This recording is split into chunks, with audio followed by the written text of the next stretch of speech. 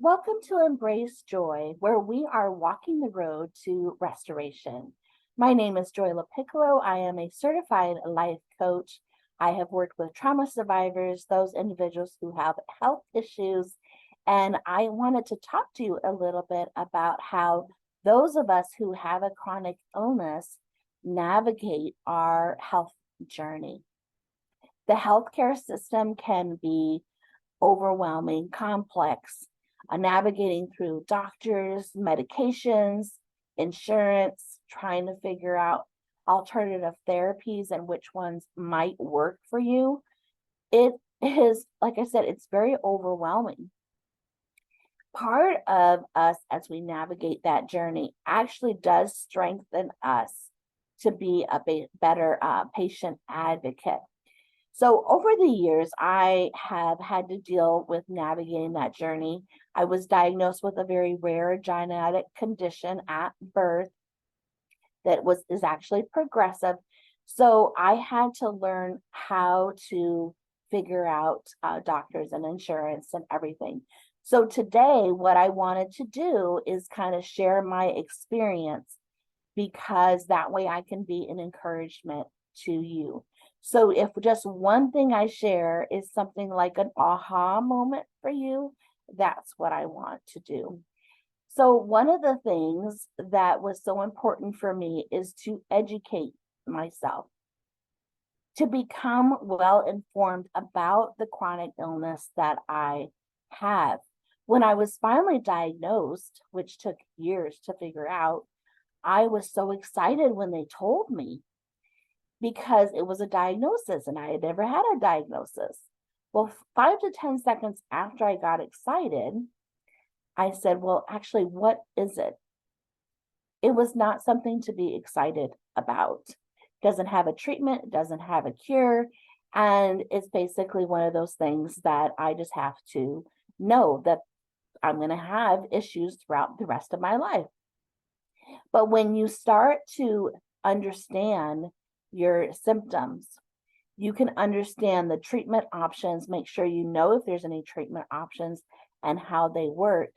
And then the more informed you are about your chronic illness, then you are better able to make decisions about your health. That also helps you to communicate with the rest of your medical team once you really understand what you have. There are many journals out there that give insight into different chronic illnesses. One of the things that I found out is when I found information in a medical journal and shared that with my medical team, they were more apt to listen to what I had to say because the information was coming from a reputable source. So I encourage you to look up any medical journals and use that information to strengthen the type of care that you are getting. Speaking of taking care or having care around us, oh my goodness, I did not want to trust anyone around me. I unfortunately had doctors that spoke words over me that were not encouraging. I had therapies that cost thousands of dollars that people said would work and didn't. So that trust level made me to the point where I isolated myself. I often would not go to the doctor because I knew they weren't going to help me. And that did not work, obviously. I tried to do things on my own. And what that left me with is I didn't have a whole lot of spoons. So many of you who have a chronic illness understand that we're only given a certain amount of spoons. Some days we only have one spoon, some days we have 20 spoons. And we have to be very careful as to what we use those spoons for. So the fact that I hardly ever had many spoons, doing laundry, doing grocery shopping, making calls, I couldn't do it on my own. It is so important to surround ourselves with supportive friends and family, and of course, supportive healthcare providers. It is okay to fire someone on your medical team if they are not providing the medical care that you need, that they are not being supportive. So you need an ally on your team. You need individuals who will coordinate your care, coordinate the support that you need. There is a way that you can ask your doctor to request you to have a case manager that's assigned by your insurance company. Some companies call it a care manager, others call it a case manager. This would be a great asset to your support team. A case manager not only coordinates your care between different doctors, they sometimes can get additional benefits paid for. For example, I have a friend of mine that has a severe condition, and so she was assigned a case manager. That case manager has her set up with additional physical therapy. So she's only allowed a certain amount of visits normally. Now she has a lot more visits available to her. She has transportation paid for. She has a person who comes in each month to help her clean, cook, things like that. So that would normally, obviously, not be covered by the insurance. So having a support team it is very important. Do not do this alone. Like I said, I did that for years and it was not successful. With that support team and with your medical team, be sure to speak up. Your voice is powerful and you matter. If you're not really sure how to speak up, just practice. If you go to a medical appointment and you try to speak up and you're not really sure if you're communicating correctly, try again on the next visit. Make sure they know your needs. Be very clear on what's going on in your life. Make sure they know of side effects that you have had in the past with different types of treatment. Always speak up about any concerns that you have. If they recommend something and you're thinking, no, I don't think that's something for me, they may have done that for treatment plans for other people, but it may not be a good fit for you. So letting them know that, do not hesitate to express your preferences regarding treatment plans. Make sure you have clear and open communication because you want to have a collaborative relationship with your medical team. You're the patient advocate and they need to be an advocate on your side, but the only way to really have that is to speak up. Clear communication also means having detailed records of your medical history, including test results, medications, and any treatment plans that you have used in the past. For me, I have a lot of my medical records in a binder. Sometimes I will take that binder with me to an appointment, not every appointment, but I make sure that I have an Excel spreadsheet that lists all the medications that I've tried over the years. I put down when I started that medication, when I stopped the medication, and why. I also make sure that that is in my purse. The doctors have it in my medical chart. The other thing that I had done, I had talked to my neurologist about how difficult it was to have the doctors understand what doctor was doing. I also talked to her about how I was being treated when I went to the emergency room, because again, most people don't understand my diagnosis. So when you go to the emergency room, they don't know how to treat you. She created a patient protocol. This list and her signature on the bottom, it gives clear instructions on what medications need to be given right away. It has a list of medications that they absolutely do not use or else. That also puts down what tests need to be run immediately.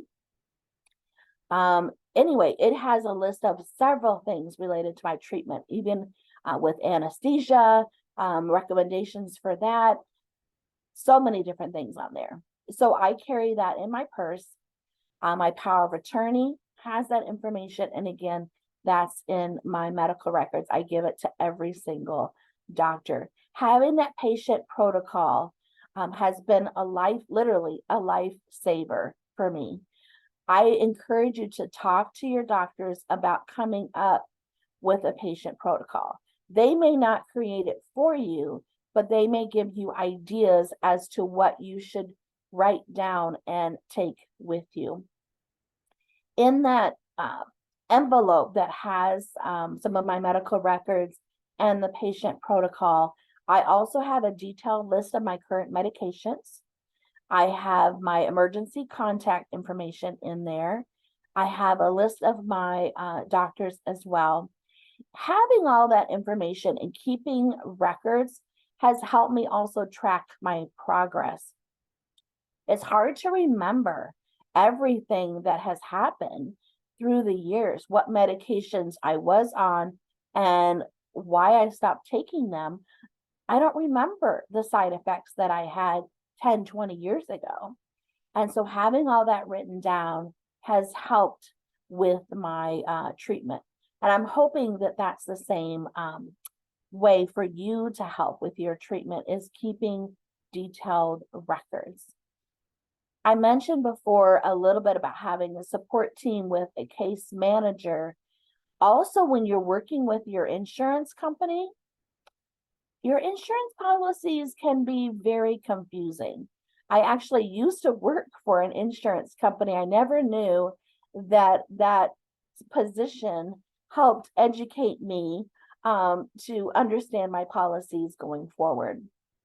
So even if you have the same insurance company, you may change from one employer to a next, and something that was covered by one employer is not covered by another because the employers actually ask the insurance company to create a policy specifically for them. Take time to understand what services are covered by your particular insurance. Ask them for very detailed information about your deductible, your copays, what doctors are actually in your network, because again, that can change not just with your insurance company or your employer, but sometimes that can change because the doctor opts out. Be sure to call before any procedure, any medication change, to find out what your copay is, what restrictions might be an issue. Again, if the doctors that you're working with are in network. Knowing all your insurance details definitely helps avoid unexpected financial burden. It also helps you plan for the medical expenses, and it helps you ahead of time to see if you need additional documentation for benefits to be paid. Understanding insurance coverage as well, one of the things that most people don't understand is you can appeal their decision. So if something has been denied, which sometimes that happens, you can actually write a letter detailing why you disagree with the denial and send that in. You can also ask your doctors to write a letter of appeal. There are many times that they go ahead and reverse the decision, especially if the doctor provides additional medical information. So again, that's part of speaking up, is go ahead and write that appeal letter. And you will be surprised at how many times you don't have to pay for some of the services that they say that you did. Raising awareness, not just with your medical team, but those around us, helps us to better handle this journey. I mentioned about sharing our story and having them get more understanding of the personal side of a diagnosis rather just than reading it in a sentence in a journal. So I really encourage you to share your story, share your journey.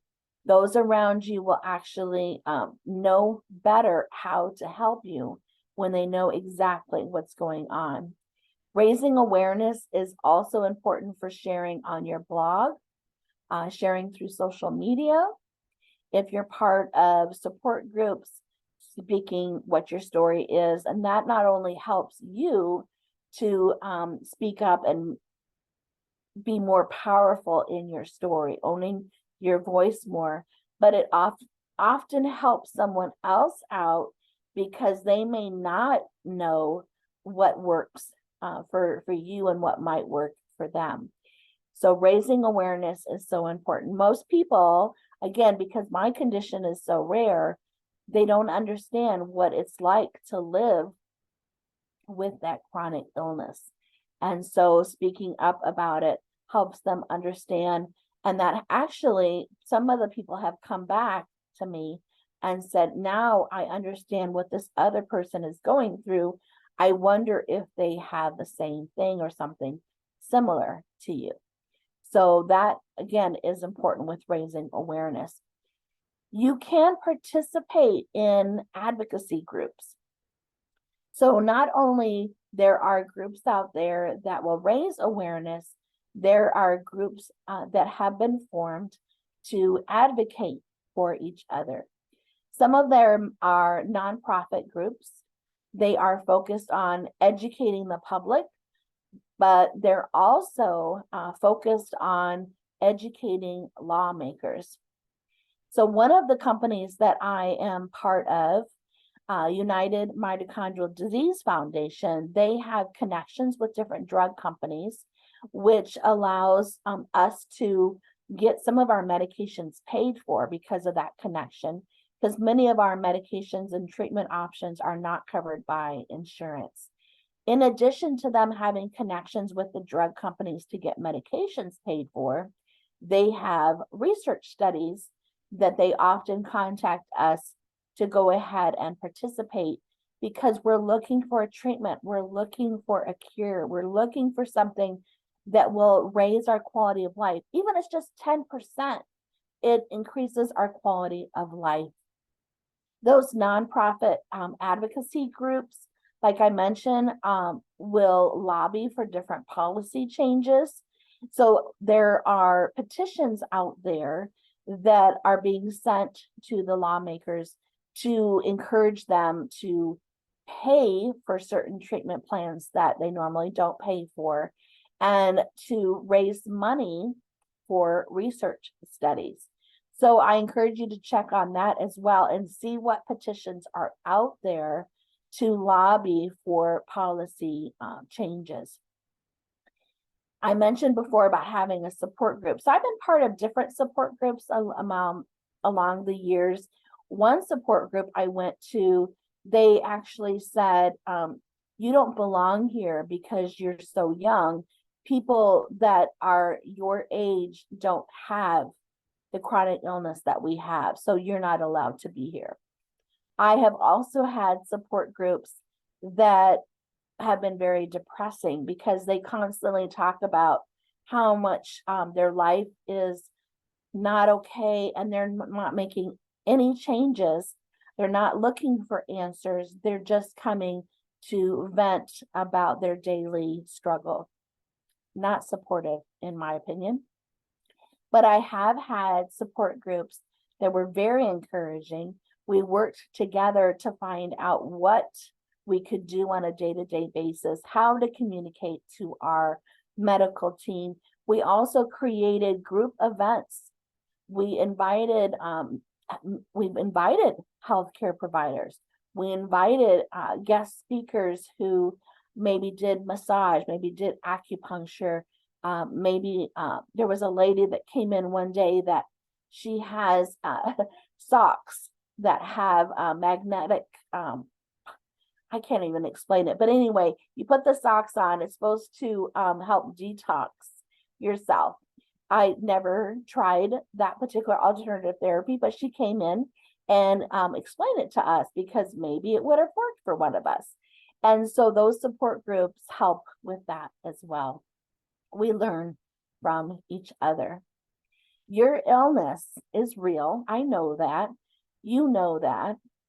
Your illness, though, does not need to stop you from having a quality of life.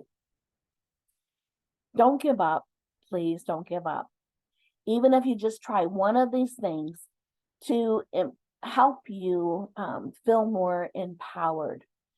Walking through this journey, yeah, I know you're going to find your voice. And finding your voice to speak up will help you get that quality of life, even if, again, if it's just 10%. I do have a life coach program that focuses on chronic illness. It's called Rise Above Chronic Illness. Now, is it going to heal you? No. Is it a cure? No. But it will give you tools to help you live a life with a chronic illness, how to take action steps to live a better life. It's a 12-week program. If you are interested in learning more, there's a free 30-minute discovery call that you can go ahead and schedule. I will put the link in the caption so that you can go ahead and schedule that discovery call. I know I have kind of talked fast today because there were so many things that I wanted to share with you. If you do know someone who has a chronic illness, please go ahead and share this information with them to raise awareness and help them feel more empowered in their journey. Let's continue walking this road to restoration and living the life that God has provided for us.